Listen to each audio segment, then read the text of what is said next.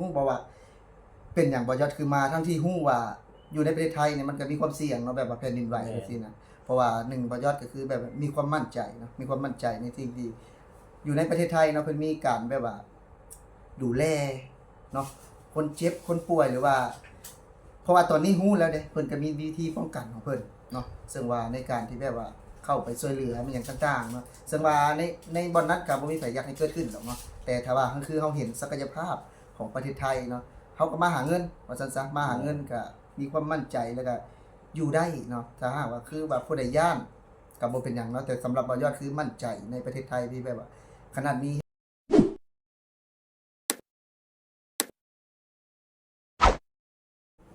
สบายดีพี่พ่อแม่พี่น้องวันนี้พ่อก็บ่าวสมัยแล้วก็มาหาอ้ายเพิ่นน้องมื้อนี้เนาะสบายดีสวัสดีสวัสดีบ่าวสมหมายเนาะสวัสดีบ่าวสมหมายซึ่งว่ามื้อนี้ก็ดีใจที่ได้มาพ่อบ่าวสมหมายเป็นครั้งแรกเลยเนาะที่มีแต่โทรผ่านคุยพี่น้องคุยผ่าน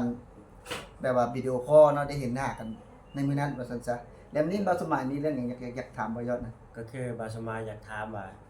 หลังจากที่เมื่อบ้านอ่าทางบ้านเฮาเป็นแนวใดแน่ครับที่ว่ากลับลงมาประเทศไทยแล้วเจอเหตุการณ์แบบว่าแผ่นดินไหวแนวนี้นะทางบ้านเฮามันกระทบกระเทือนนำบ่แบบนี้นะทางบ้านเฮาก็มีแต่เวียงจันทน์เนาะที่ถือผลกระทบกับวิกฤตเนาะแบบแผ่นดินไหวแรกก็คือบ่าวสมัยเนาะบ่าวสมัยความหมายคือบ่าวสมัยอยากรู้บ่ว่าเป็นหยังบ่ยอดคือมาทั้งที่ฮู้ว่าอยู่ในประเทศไทยเนี่ยมันก็มีความเสี่ยงเนาะแบบว่าแผ่นดินไหวจังซี่นะเพราะว่า1บ่ยอดก็คือแบบมีความมั่นใจเนาะมีความมั่นใจในสิ่งที่อยู่ในประเทศไทยเนาะเพิ่นมีการแบบว่าดูแลเนาะคนเจ็บคนป่วยหรือว่าเพราะว่าตอนนี้ฮู้แล้วเด้เพิ่นก็มีวิธีป้องกันของเพิ่นเนาะซึ่งว่าในการที่แบบว่าเข้าไปช่วยเหลือมันหยังต่างๆเนาะซึ่งว่าในบ่อนนั้นก็บ่มีไผอยากให้เกิดขึ้นหรอกเนาะแต่ถ้าว่าคือเฮาเห็นศักยภาพของประเทศไทยเนาะเฮาก็มาหาเงินว่าซั่นซะมาหาเงินก็มีความมั่นใจแล้วก็อยู่ได้เนาะถ้าหากว่าคือว่าผู้ใดย้านก็บ่เป็นหยังเนาะแต่สำหรับบ่ยอดคือมั่นใจในประเทศไทยที่แบบว่าขนาดมีเหตุการณ์แบบนี้นะบ่ยอดยังมานะประเทศไทยบ่ยอดมาทำงานจริงๆนะบ่แม่นมาคอนเทนต์มาทำงานจริงๆเพราะว่าตอนนี้ก็มาอยู่ห้องบ่าวต้นตอนนี้นะแล้วปัจจุบันมีเรื่องอยากถามอยู่ว่าคือลงมาประเทศไทยนี่คือภูมิใจบ่หรือว่าแนวใดแบบว่าเฮ็ด เห็นความเจริญบ่เห็นหรือว่าความเจริญแบบว่าเจริญแตกต่างกันบ่กับบ้านเฮานะ บ้านเฮาอะถามว่าเจริญแตกต่างแน่นอนแหละมันก็แตกต่างกันหลายเนาะถ้าหากว่าคือเฮาอยู่บ้านเฮาเนาะคือว่าตื่นขึ้นมานี่เฮาจะได้ยินเลยอย่างหนึ่งคือเสียงเพลงเนาะบ่แต่พอเฮามาอยู่นี่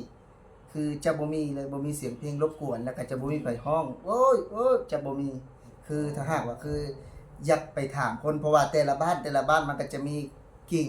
กระดิ่งหั้นน่ะเวลาเฮากดน่ะเวลาบ่จำเป็นต้องฮ้องถ้าบ้านเฮานะพุอยากเจอผู้ใดนะ3-4หลังคาขึ้นกันในห้องไปเลย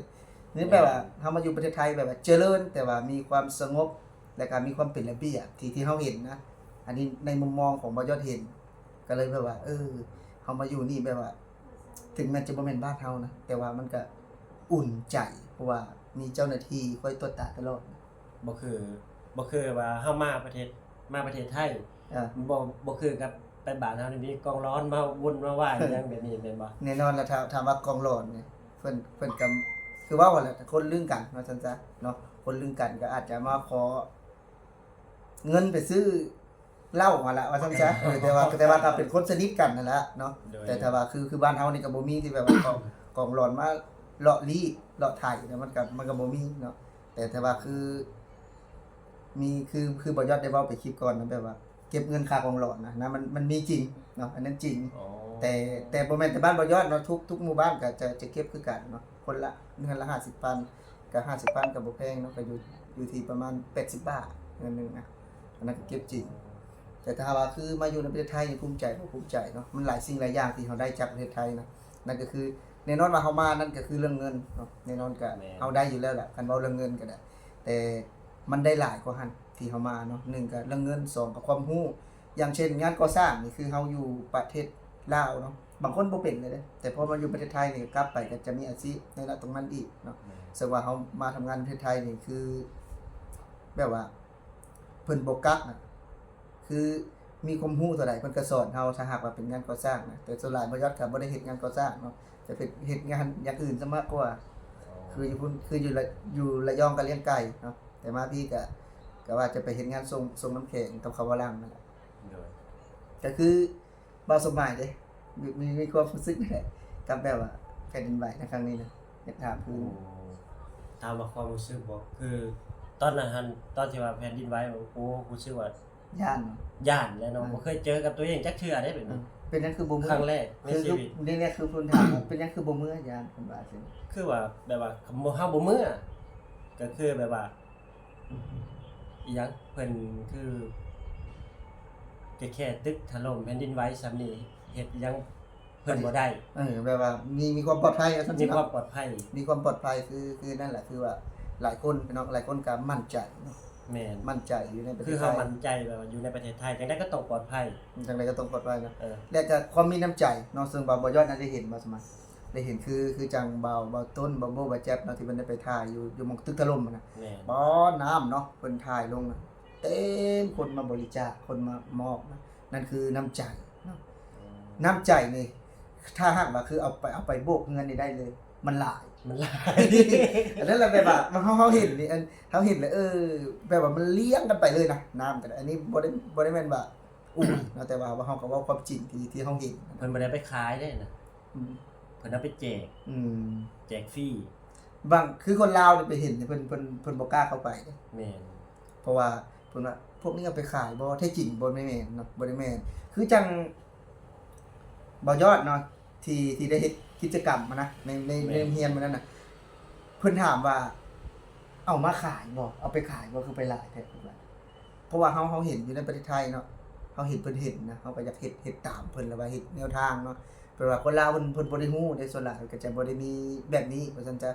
บ่ได้มีแบบว่ากิจกรรมแบบนี้หั้นนะเพิ่นก็เลยถามเพิ่นว่าเอาไปขายบ่แม่นว่าจะว่าเอาไปแจกว่าซี่นะคือเฮาเห็นอยู่ในประเทศไทยเห็นแบบนี้เฮ็ดแบบนี้น่ะบ่อยมากเนาะเฮาก็เลยแบบว่าเฮ็ดโดยแนวทางโดยแนวคิดที่แบบว่ามันดีว่าซั่นซะ คืออยากมอบให้เนาะถามว่าเฮามีบ่เฮาก็บ่มีหรอกแต่ว่าเฮาอยากส่งต่อเนาะแต่ถ้าหากว่าคือน้องๆเนาะที่ได้เห็นคลิปเนาะบ่ยอดก็ถ้าหากว่ามีทุนมีฮอนในภายภาคหน้าก็อยากให้ทุกน้องๆเนาะเฮ็ดกิจกรรม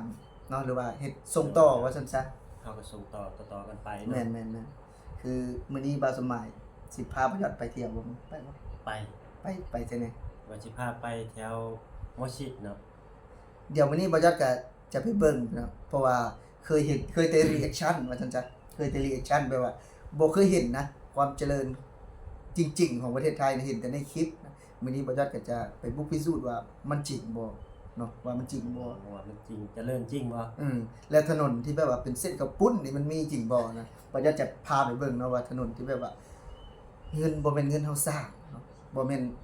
ได้แม่นเงินเฮาสร้างนะแต่ว่าเป็นเงินของรัฐบาลเฮ็ดเองเนาะ โดย สมมุติถ้าหากบ้านเฮานี่ถ้าหากอยากได้ถนนคอนกรีตนี่อยู่ในหมู่บ้านนี่ ต้องเอาเงินกัน ต้องเอาเงิน แต่นี่บ่ได้ออกเงินนี่บ่ได้ออกเงิน อ๋อ เดี๋ยวบ่ยอดจะพาบ่สมัยไปบุกพิสูจน์เนาะ เนาะ บาสมัยนี่ไปเห็นตลอดแล้วบาสมัยนี่ ก็ไปเห็นประจำอยู่ ไปเห็นประจำ เพราะว่าเฮาเป็นส่งของไว้เนี่ยไปทั่วเบิด เออ แต่ว่าบ่ฮู้ว่าหมองนั้นเป็นหมองนี้หมองนี้ครับคือเฮาบ่เก่งการศึกษาแบบนี้นะแล้วก็พอได้ถ่ายคลิปให้คนเบิ่งมาซั่น ให้ ซะ คนเบิ่ง ให้พี่ให้น้องได้เบิ่งกัน นั่นแหละพี่น้องนี่ก็เป็นความรู้สึกเนาะของ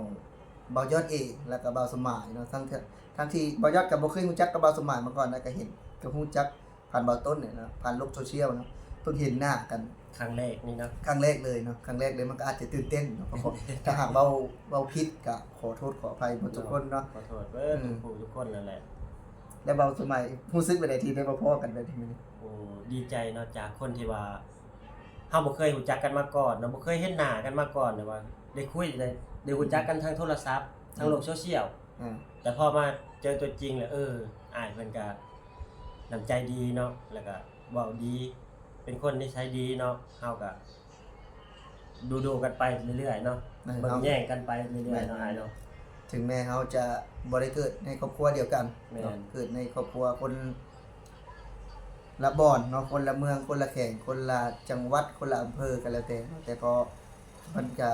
เฮาได้มาพบกันวันนี้ก็เป็นเรื่องราวอีกเรื่องราวหนึงก็เป็นสิ่งที่ดีเนาะแต่สำหรับที่นี้บ่าวสมัยมีเรื่องอยาก สิถามอีกบ่เลยว่าจบพอทันนี้ จบแค่เท่านี้ อ่ะ นะ ก็เอามีหยังฝากให้ FC นะ ก็พากในเด้อพี่น้องพากพี่น้องทุกคนเนาะที่เข้ามาติดตามรับชมคลิปของบ่าวสมายแล้วก็พากไปเบิ่งช่องเพิ่นเนาะ แรงงานลาว Channel เด้อพี่น้องเด้อ แล้ว ก็สำหรับคลิปนี้เนาะผู้ใดที่เข้ามาเบิ่งคลิปบ่าวสมัยก็ขอให้มีสุขภาพแข็งแรงพี่น้องโชคหมานร่ำรวยเนาะคิดสิ่งใดก็ขอให้ได้สิ่งนั้นช่วงนี้เนาะก็จะใกล้ฮอดสงกรานต์แล้วพี่น้องเล่นน้ำเล่นในก็ขอให้ระมัดระวังเนาะเพราะว่าอาจจะเจ็บไข้ได้ป่วยได้เนาะสำหรับวันนี้บ่ยอดสิขอลาพี่และน้องไปก่อนสบายดีบ่าวสมัย สบายดี